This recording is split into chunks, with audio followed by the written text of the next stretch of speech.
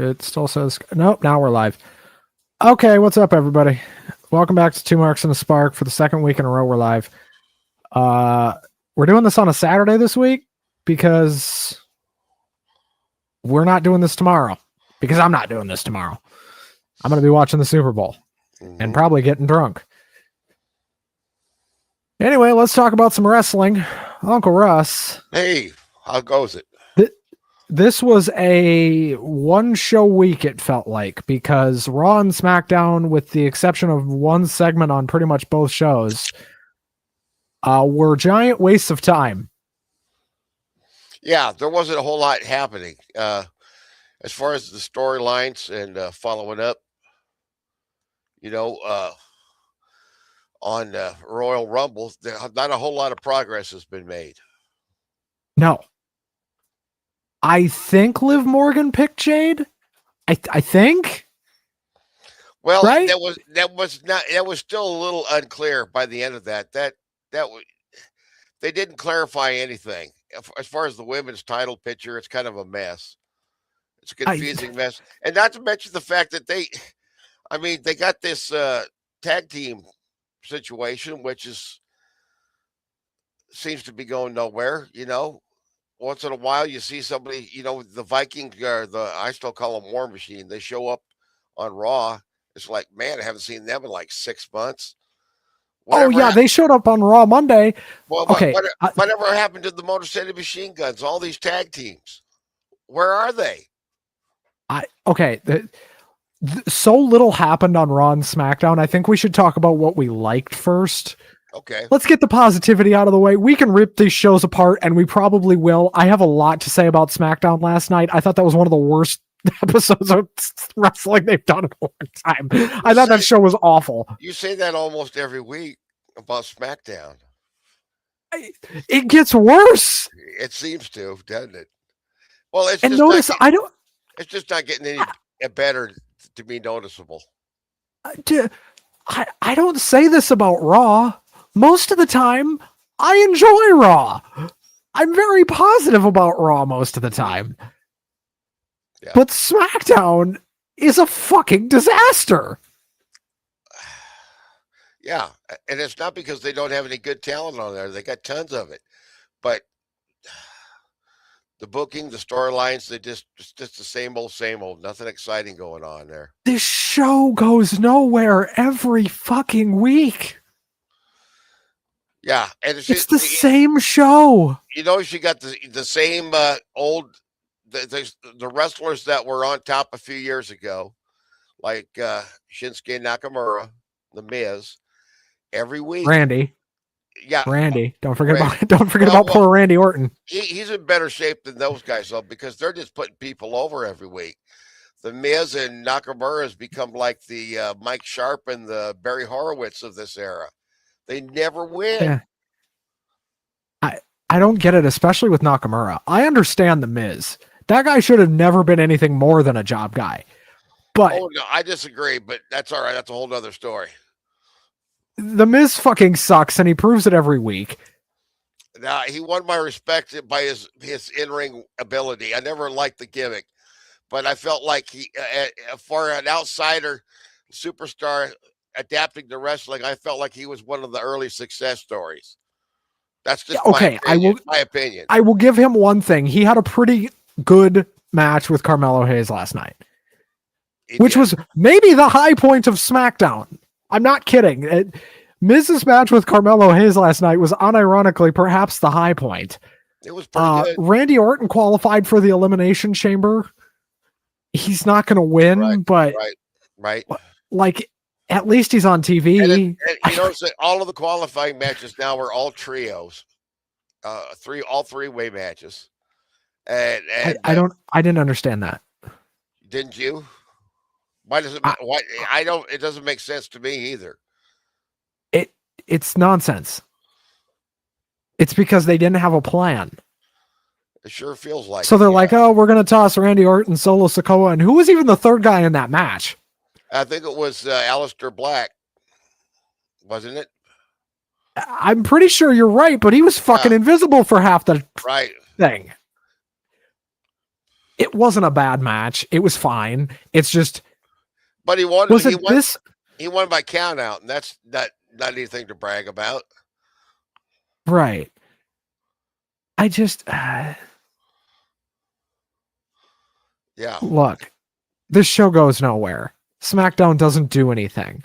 SmackDown is that thing you poke with a stick once a week, telling it to do something, and it like flinches a little and then goes back to sitting still. Mm-hmm. The crowd. Okay, Russ. Yeah, go ahead. The crowd on SmackDown was dead. They did not care. The Raw crowd, though, was actually pretty good. For what it was.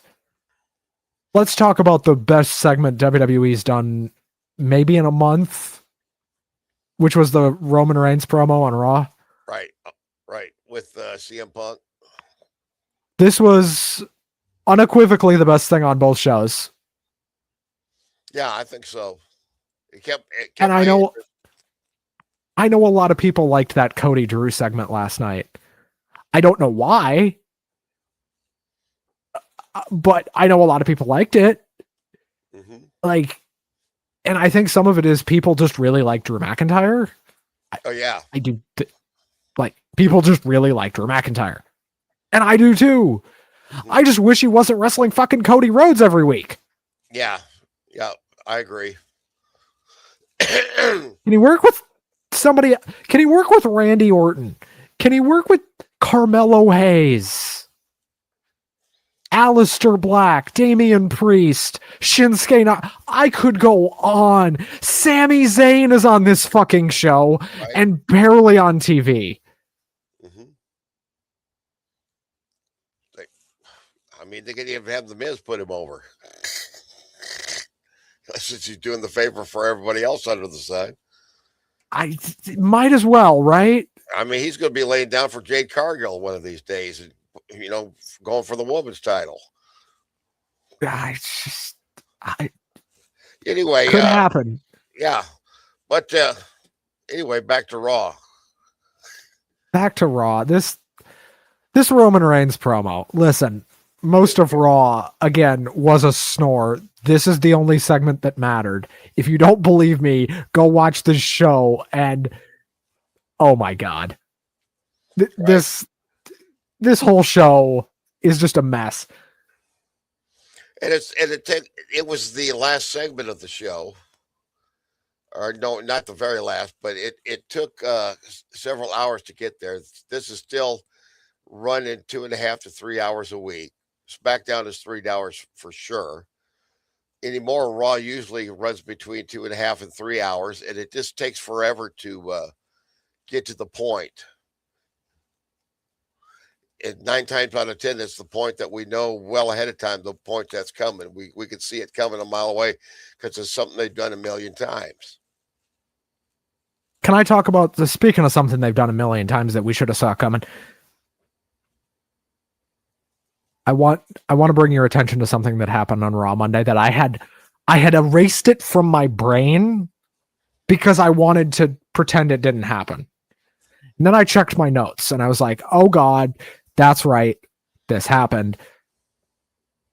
They do this like random pause out of a commercial break. They hit the Bella Twins music. The Bella Twins like walk out onto the stage, wave, and pretty much just leave. Yeah. Did I miss them cutting a promo? I didn't hear either one of them talk, and I sure didn't see them wrestle. I thought they were. Am I wrong that that's what happened? Yeah, I don't think so. I don't think you're wrong because I remember expecting it and don't remember it. I mean, I'm not complaining because we didn't get a promo from the Bella Twins. Actually, no, neither am I, but actually, thank you. If we got to watch them wrestle, at least don't make us listen to them talk. I mean, Brie can talk. Brie can cut a promo. It's Nikki I don't want to ever hear speak again. Like, that woman on a microphone is mind-bogglingly bad. She's terrible. Yeah, I guess so. And then we have this other problem of, oh yeah, they killed the War Raiders again. Yeah, why? Or the Viking Raiders or whatever the hell they're called this week. War Machine? Yeah, I always call them War Machine because I first saw them when they got big in Ring of Honor. And you're like me, when they came to the WWE, you thought, oh man, these guys are gonna kick ass. Oh, they're gonna roll right over it. It's like They did in NXT. but it seems like on the main roster, they get something that excites the crowd and they get some momentum, and it seems like they go about a month and then it just peters out and it's done. And like, what happened? Penta. What the hell happened? LA Knight. Correct. Austin Theory. Fuck Austin Theory. I hope he gets released. Oh, I don't know. Come on now. I used to dislike him a lot, but he won my respect because I've seen some of his matches and I thought it was very good. I think he's underrated. So we'll disagree there on that one. I think it's kind of a weird name, though. Austin Theory. It's a strange name, isn't it? It would make more sense if they spelled it the French way, like Thierry. Yeah. Right. Okay, let's talk about the one good thing that happened on Monday. This Roman Reigns promo was brilliant, to say the least. And you know what? Oddly enough, I don't think the booking team or the creative team had anything to do with this show, with this segment. Maybe not this entire show. Maybe this entire show is just a crack dream that Triple H dreamed. I don't know. Like, that's what it felt like watching it. I was like, the fuck? Why are we doing this shit again? Well, I guess allegedly they have writers. Allegedly a couple dozen of them on a team, and they sit around a room and write this stuff. Do we believe this anymore? Do we believe the writers actually do anything? I believe they have them, but do they do anything?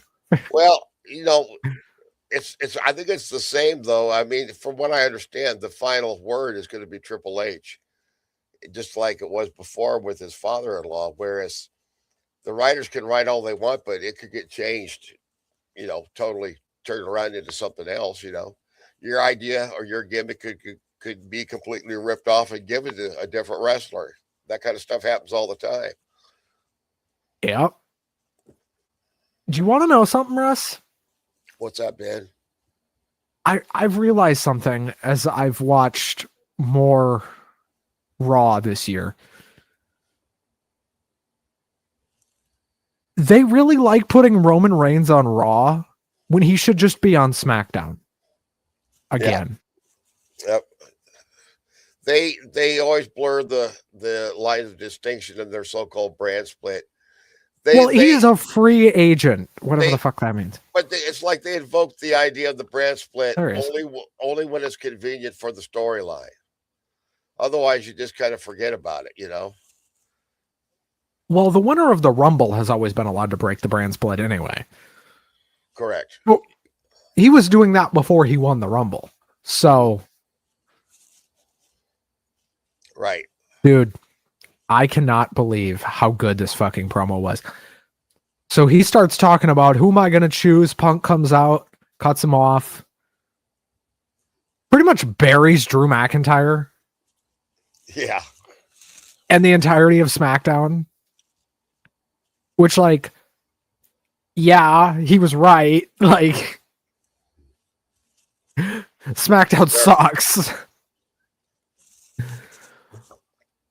But I would much rather watch Roman Reigns versus Drew McIntyre than Cody Rhodes versus Drew McIntyre. Right. Nick. But it looks like that's what we're definitely going to be getting.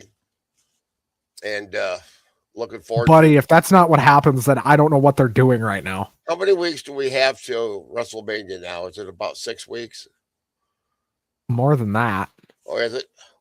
Because we don't have any other premium live events. We have the Chamber. There's the Elimination Chamber. Oh, yeah. How could I forget about... Yeah, that's what they're doing, all these goofballs. three-way matches for. And Okay.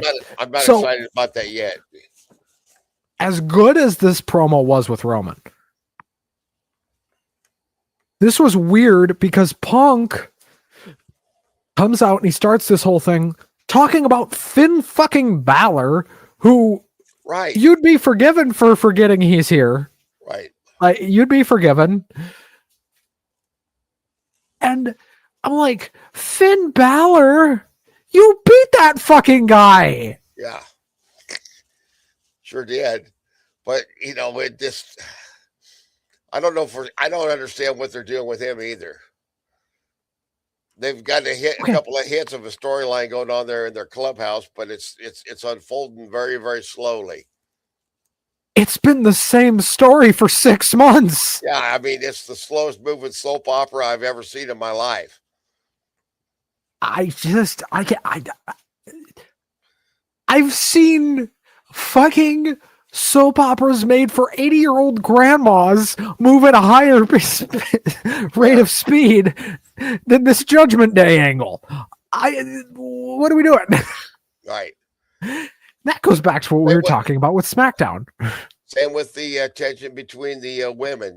They keep hinting at some heat between Raquel and Liv, but then they never do anything with it other than tease it. That's all they do.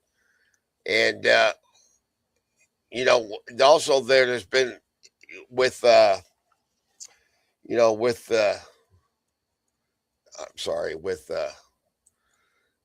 Jr. I'm sorry. Dominic. Yeah, I'm sorry, Dominic. Yeah, why couldn't I remember his freaking name? He's been Ray Jr.'s his dad. Yeah, I'm sorry. Yeah, he's doing the AAA thing, so he's been out of sight for quite. Well, actually, he's been hurt again. That's why he was gone this most recent time. All right, I knew he'd done a few shows for AAA, and I thought, yeah, and then he got hurt. Okay, well, he got hurt working for them. See what that Lucha Libre stuff does? All it does is cripple people. Don't say that. I know that's not true. That's not true, but it is a wildly different. I think the influence of the lucha culture is reason why we see so many trios matches, because that was never a big thing in American wrestling until AEW. But from what I've read and understand, that was so popular in lucha wrestling in Mexico, it wasn't uncommon to have whole cards of nothing but trios matches. And it's not uncommon to see a trios match main event a Mexico card. Right. And sometimes on Dynamite or Collision, you can get 2 or 3 trios matches in one show. Their AEW fans seem to eat it up. I like them if they're well done, but sometimes they get a little too cluttered. There's so much going on. So I don't know if this got put out there, but it's pretty much an open secret, going back to this Roman thing, that Roman Reigns and CM Punk are main eventing night 2. Okay. Again, I don't know if they've said that, but that is the plan, is that Roman Reigns and CM Punk is the night 2 main event. That is a drastic shift from where the World Heavyweight title has been on the last couple of WrestleManias, because it has opened night 1 and was the middle of the card on the other one. Right. On night 1. I had read something. So, go ahead. Finish your. So, is this an undercard belt? Is this a main event belt? This 2 world title thing is just baffling. Yeah, it is. 2 world titles. Why are we doing that? It's because of the fucking brand split. Right. Now, I understand the roster is so fucking big that if they didn't have 2 world titles, they'd probably be in some trouble, because booking wise, that's just a nightmare.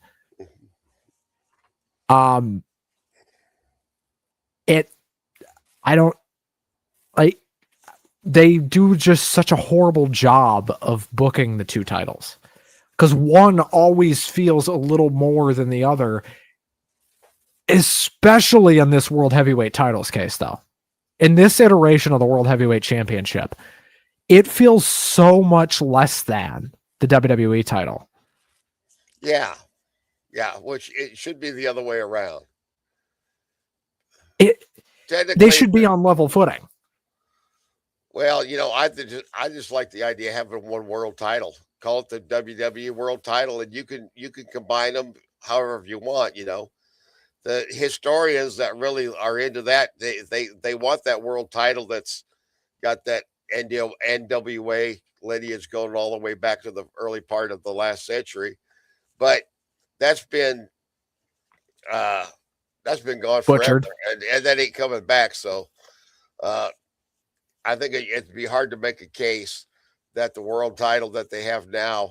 I mean, technically, it came from WCW, Jim Crockett Promotions, but the WWE is basically they rewrite history whenever it suits them, to change the story. They've trivialized the thing. Yeah.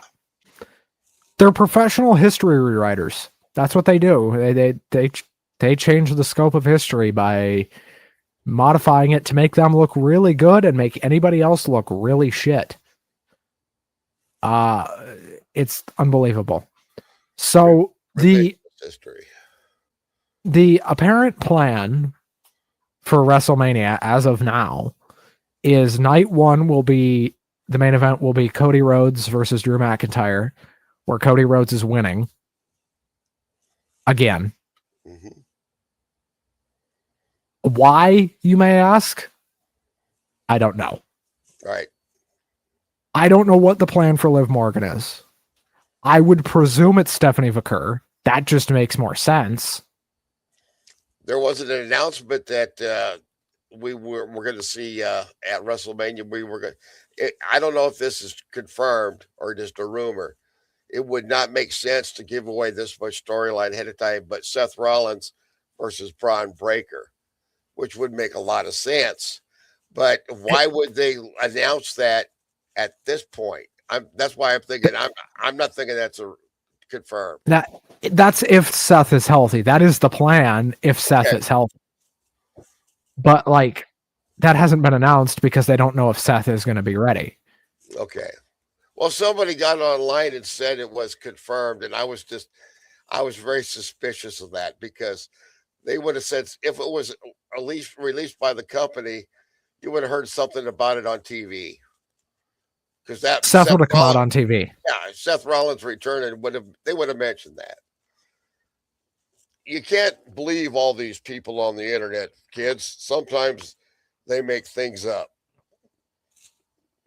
Oh, talk about never doing anything ever. The Vision. Yeah, well, that kind of got sidetracked by an injury, but boy, I mean, I don't know how they're going to recover from that because. Okay. I know you're not excited about it bringing in Austin Theory to help him out either.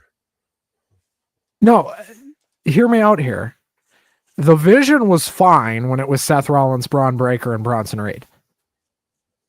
They did not need to go beyond that. So what do they go and do instead? Let's go bring in Logan Paul. Mm-hmm. Another one of your favorites.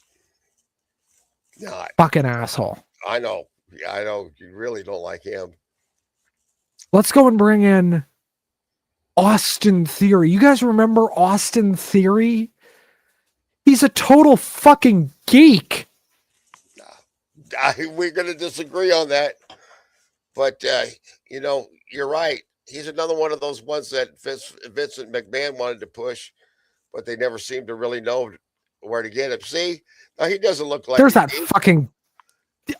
He's in better shape. He's in better shape than I am, I'll tell you that.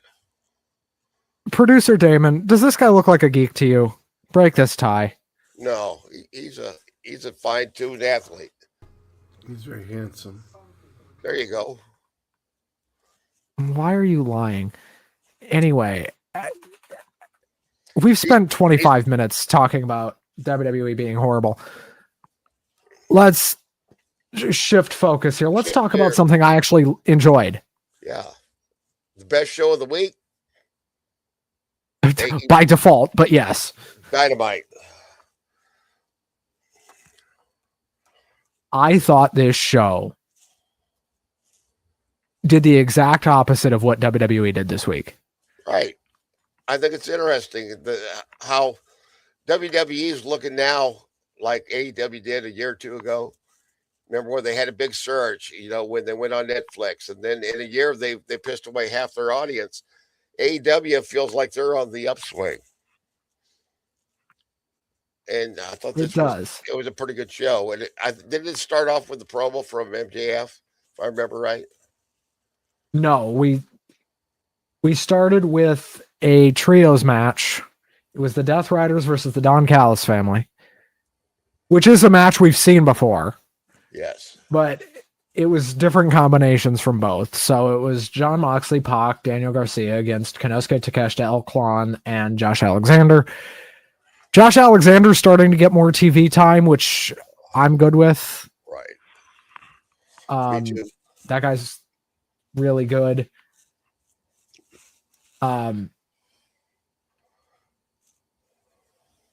Takeshita ends up winning this thing for the Callis family.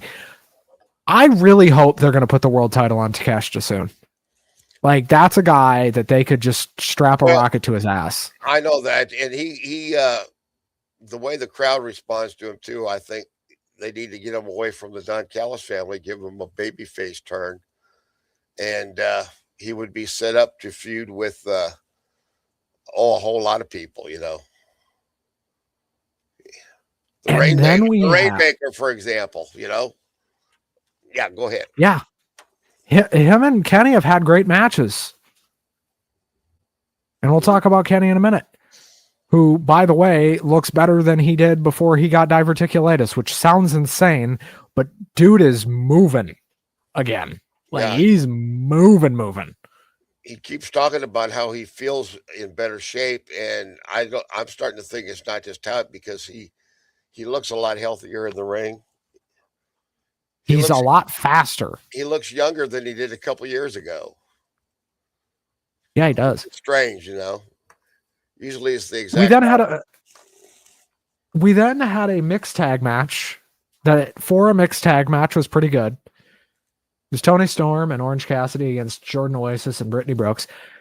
This match was fun. It was a goofy little match. It was mostly to fill time, but it was good. I mean, it's a Tony Storm match. You're not really going to get anything bad here. They get the win. Yes. Kenny Omega versus Andrade was fucking fantastic. I'm skipping ahead here, but right. That's okay. There's just a couple of Hangman beat Mark Davis, and Davis. Davis is and what's his tag team partner? Doyle. Davis and I don't remember his last name. Okay, but I tell you, they're the kind of wrestlers that I wish to see more of. And I mean, they're not flashy, they're not pretty. They remind me a little bit of FTR, but they're a lot bigger and beefier. And to me, they have the makings of a great old school, horseman type. AEW has been getting all the old school guys lately. Have you Minnesota, like a Minnesota wrecking crew type of team. I could see that. Have you noticed AEW has been leaning into the old school guys again? Yes, they have. Hard. And they brought back just certain little production elements too. And the way the show presents itself, that remind me a lot of the old NWA Jim Crockett promotions. Just subtle little things. You can tell that Tony's a real wrestling nerd to get all those fine little details. He said, I want to start doing old school wrestling, and got Mark Davis and started booking Mark Briscoe like his life depended on it. And it's kind of benefited the show a little bit. And they still have plenty of they still have plenty of the flippers, and he's got his El Clones and all these guys. For the people that love, if that's your favorite part of the show, good. It's not my favorite part of the show, but like I said, I just like watching guys that are big like Mark Davis and Brody King, just, kind of basically without a whole lot of finesse, just beating the shit out of each other. Well, speaking of beating the shit out of each other, that is exactly what Andrade and Kenny Omega did. Yeah. Yes. They kicked the shit out of each other for 15 minutes. These two went at it. And for those people out there that say that Kenny Omega can't wrestle, oh come on. Even if you don't like the gimmick or the persona, you got to admit the guy can move. The guy can work. I think he's, like I said, he looks better now than he did. Also, are you noticing something? Andrade's winning a lot. Yeah. This wasn't happening the first time he was in AEW. Mm-mm. Dude was losing like constantly the first time he was here. Well, what changed? I don't know. Maybe Tony Khan is just getting a little better ideas as far as booking the bigger guys, We then had one of the strangest women's tag matches I've ever seen in my life. This was so... I don't even know. This was bizarre. This was. The women's tag team titles... Well, it was an eliminator match. It wasn't for the title. I wrote that down wrong. Correct. That's my fault. It was Megan Bayne and Penelope Ford against Harley Cameron and Willow Nightingale. Why did Megan Bayne win this match? Well, because she's, I don't know, she's the goddess from, some Greek island or some shit, I don't know. Listen, I like Megan Bayne. I think she's good. And I like Penelope Ford, too. I liked everybody in this match. But I don't know why they're booking Megan Bayne so strong all of a sudden. She's been there for 4 years and they haven't done anything with her. Yeah. Now they're booking her? Has she been there that long? No kidding. Dude, she's been there a long fucking time. I don't remember her being around that long. Do you know what she's done most of the time? Worked in ROH. Right. And sat in catering. Okay, yeah. Well, I don't keep up at all with Ring of Honor because that's just an extra payment. That you got to pay for that show. I'm sure there's. Go ahead. After this, do you want to talk about Impact? Because I know you watched it. I haven't seen it this week, but if you want to, I'm sorry, I'm hitting that microphone. I didn't get all the way through it Thursday night. Mike Santana is a good wrestler. They're doing goofy things with Santino Marella and his daughter trying to reconcile, and it's like she kicked him in the balls and said he was a bad father, and they're trying to make up, and it's like a soap opera. Oh, Dad, I'm so sorry I kicked you in the balls in front of the whole world. And I mean, it's just I'm sorry, it's not good. It's just not good. It's not good. No, you're kidding. This isn't happening. I'm not making any of this up. LOL TNA is back. Impact, they call it. I tell you what, they got some great wrestlers, but here's the thing about the Miguel, what's his name? The Rascals guy. Trey Miguel. Thank you. There are several wrestlers, I don't even need to mention them by name, but you know who I mean, male and female, who are employed by TNA that have specifically been released from other companies because of accusations of bullying or misconduct or racism or saying outrageous things on social media. But why this is what TNA does. They're the rehab team. Why do these people always end up finding a home in TNA? I'm thinking, oh God, please don't bring back Joey Ryan. Oh God, Dude. Do you okay, I was never able to confirm this, and I'm not reporting it. Speaking of crazy shit they shouldn't do. There was a rumor a couple of years ago that I was hearing from people who would definitely know that TNA, before they did the deal with WWE, was thinking about bringing back Marty fucking Scurll. And I said, oh no. And I said, they're going to do what? Yeah. Boy, that he was such a good wrestler that just boy he vanished fast.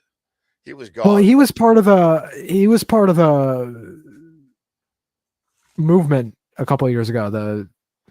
I can't remember what the wrestling movement was called, that where a bunch of allegations came out. And by the There way, you like go. 90%, that fucker. Yeah, I don't know if he went to jail, but he was definitely investigated by the FBI. Crazy story. Well, that's interesting.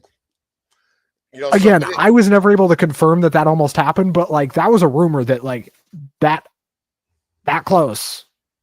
There's always been a lot of criminal activity in the wrestling world. Matter of fact, you know, one Yeah, of the unwritten books that needs to be written out there is the relationship between the history of pro wrestling and organized crime money. Because in the past, there was a lot of it. They said they operated like the mafia in more ways than one sometimes, you know? yeah. Well, back to AEW. Yeah. Ricochet versus Jack Perry for the national championship. This was a good match. I just don't know why it was on this show. I mean, they've been building this for I don't know how long. Right. Correct. Ricochet won, which why? And then he was disrespected. Well, he says he's disrespected every week. But Russ, I really want to talk about this main event. And we're probably going to talk about this main event for longer than it was. Because a lot is happening here. It is a world title eliminator, Brody King versus MJF. If Brody wins, he gets a title shot. Yes. This got ugly, and this got ugly fast. Yeah. First of all, and I'm not going to talk about it too much here, and I wasn't going to say anything at all. Brody and MJF come to the ring, and this crowd that has been loud as shit all night proceeds to do for, what was it, a minute and a half straight? Yeah. That they just started chanting "fuck ice." Mm-hmm. Spontaneous. And, There's nothing they could do. Live TV all and, over the world. And Turner did the funniest thing possible. They didn't drop the mic. Nope, they didn't. It just went. Nobody pressed the button. I don't think this went for like a minute. I don't think they have a 7-second delay. Huh?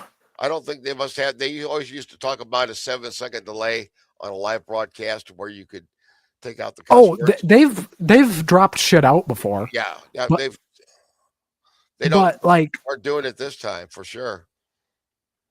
Okay, it's hard to do it with the crowd, first of all, because there's so many microphones. But Brody seemed to enjoy it, and Max seemed really confused. Right. There's a guy, lead singer. Brody King? Yeah, lead singer of God's Hate also.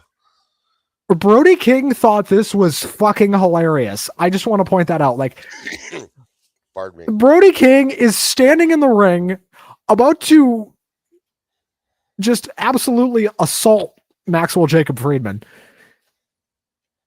And fucking this crowd just starts chanting "fuck ice," and this dude breaks and just starts fucking laughing. And Max is making this face like, what the fuck is going on? Yes. Like, what the fuck did I walk out to? Holy. And then the bell rings. And if you thought the crowd was a menace before, oh boy. Brody. Good. It was a good match. And before this match can actually start, here comes Hangman. And he's shouting at MJF. Oh, yeah. MJF does the dumbest fucking thing possible and goes to confront him on the ramp. I don't understand why he did this. Before he can even get off the apron, Brody has this man in a choke. And bro looked like he was going to fucking die. Yeah. He then brings MJF back into the ring, hits the senton he does, hits a gonzo bomb, and that was it. Yeah. I would describe this as a mauling. It's a squash, as they used to call it. It's like the way they used to book like guys like Big John Studd back in the 80s. Go out there for like a 30-second match, Now, Brody can do way more than that, and I presume he will when they wrestle sure at the can. pay-per-view. Oh, yeah. I'm sure it's going to be. I've never seen either one of them have what I consider to be a bad match. Neither have I. It's just, this was unbelievable in the same way John Cena getting squashed by Brock Lesnar was. Mm-hmm. Because MJF is booked like a heel John Cena. That's just how MJF is booked. He's their biggest star. It's a good way to put it. The heel Cena. You see, he's their biggest star, right? By far. Him and Ospreay are their two biggest stars. And Ospreay's hurt right now and off TV. Right. So MJF is their biggest star. They book him like he's their biggest star. This show does better when he's on the show. Yes. By the way. And if you hate him, all the better because he's entertaining. Even if you hate his guts, he's better than you and you know it. It is incredible not only the ratings difference, but the quality difference in this television program when MJF is on TV and when MJF is not on TV. There's a stark change when MJF is on television, and I don't really know how else to say it than that. It just changes the whole thing. Right. They always speculate about his future, pardon me. And they talk about what a great deal he could get down the road going to WWE. I'm thinking... I think he'd get a lot of money. I think... But that'd be it. Yeah, that's it. I think that he is doing such good work here. This, in the same way that I'll always remember AJ Styles more for his TNA run rather than his WWE run. Same way if MJF goes someplace else, I doubt if he'll do better than he's done. It could, maybe he will. He'll make more money, probably sell more merch, but he's doing some of the greatest promos that's ever been done in the business. What's interesting to me is he is doing this incredible work on what is the definitive number 2 promotion show. And he's seemingly, at least right now, happy to be there. Yeah. Now, that has not always been the case. Right. It has not always been the case that he was happy to be there. Never forget when he walked out in LA and told Tony Khan to fucking fire him. Yeah. Yeah. And that I didn't add the fuck there. Right. I've been known to add the fuck, but I didn't there. And if I remember right, that happened to be a night when Tony Khan had brought in some of the higher mucky muck executives from the Turner networks, or used to be Turner, you know what I mean? And they were sitting there saying, "What are we invested in here?" And, go fuck me. I thought, I want you to fire me. Yeah. Oh. What a fucking I still watch that segment like once every 6 months. Because it's first of all, it's an unbelievable promo. Right. Like, it's fucking unbelievable because he's torching everybody. There you go. He's torching Tony Khan. He's torching the guys in the back. He's burying fucking everybody and their mother. Right. And then he just disappears for like 4 months.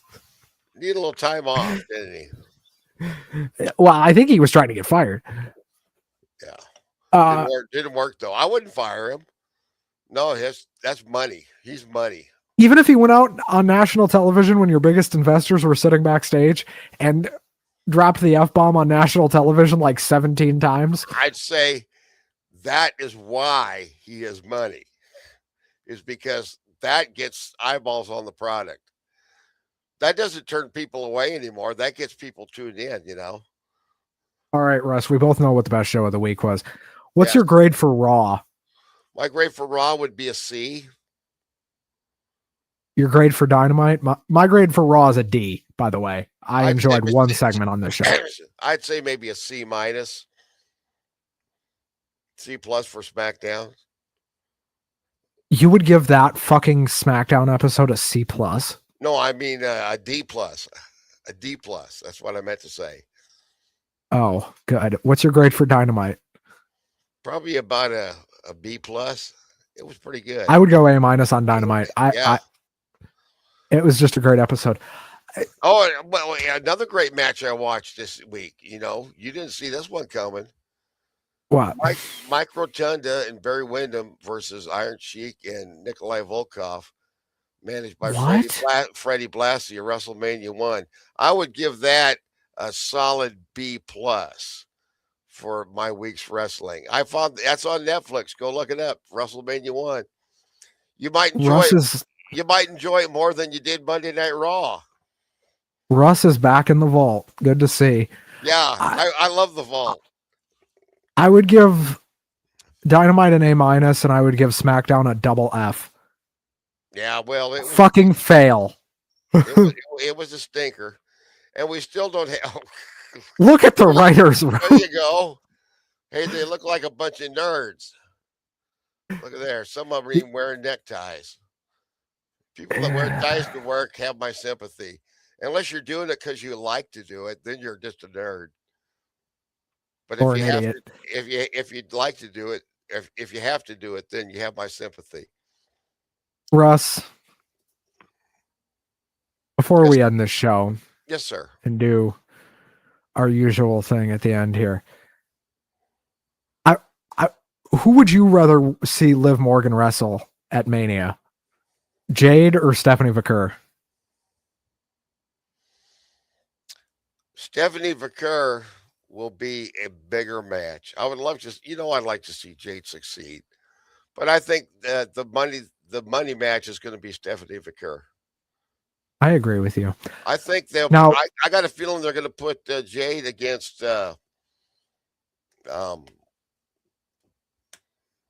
just came in. What's her name? The short gal. Jordan Grace. Thank you. What is with my damn memory? It's all part of. I tell you what, my brain is. I'm gonna go home and stab my brain with a damn Q-tip. See if I can wake it up. What? Okay, then we're gonna end this show before Russ gets us in any more trouble. No, don't do that at home, kids. Oh, there you go. Oh, hi, Stephanie Vaquer. And what country is That's a very old picture of her. She's from Brazil. I don't remember. I think so. Can't either. No, I think she's from Mexico, isn't she? There's the two skinny twins that never eat a freaking meal. I tell you what, if I was married to either one of them, they would be going to the buffet line at least 3-4 nights a week, mandatory.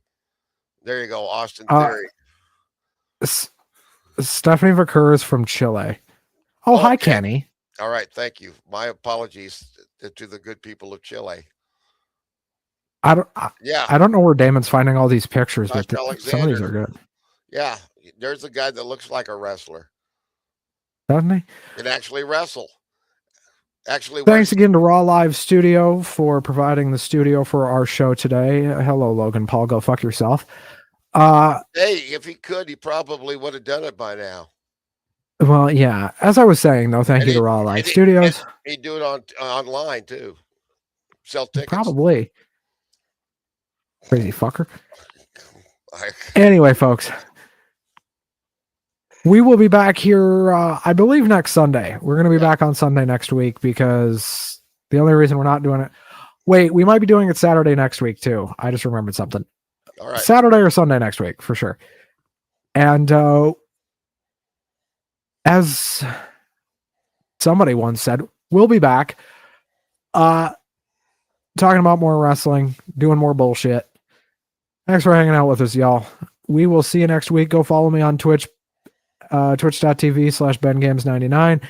And probably about 5 o'clock next week, I would assume. Maybe a little earlier. Who knows? I kind of like doing this early show, actually. Till next week.